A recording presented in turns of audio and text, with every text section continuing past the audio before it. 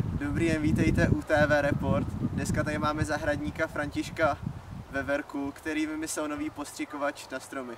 Dobrý den. Dobrý den. Mohl byste nám ukázat a popsat, jak ten váš postřikovač funguje? No samozřejmě, je to úplně jednoduchý. Vlastně já, abych nemusel utácet velký peníze za postřikovač, tak jsem si zkrátka vymyslel takový zlepšováček. Jo? A vás teďka předvedu. Jo, mohl byste nám to ukázat? Tady mám konev a v ní mám právě ten postřik. Jo? A já, konev tu má doma každý, a já takhle vylezu na ten strom a hnedka vám to předvedu. Jo, úžasný, no. No to není tak úplně jednoduchý. Lezte, pane Veverka. Lezte. A takhle každou tu větev zvlášť tím postříkám, jo? A takhle musím postříkat každou větev zvlášť Ano. a celý sád takhle musím. Na tu mám asi 350 stromků, no.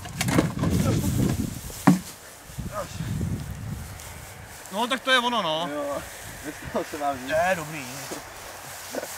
No a tady to byl náš zuřivý zahradník František Veverka.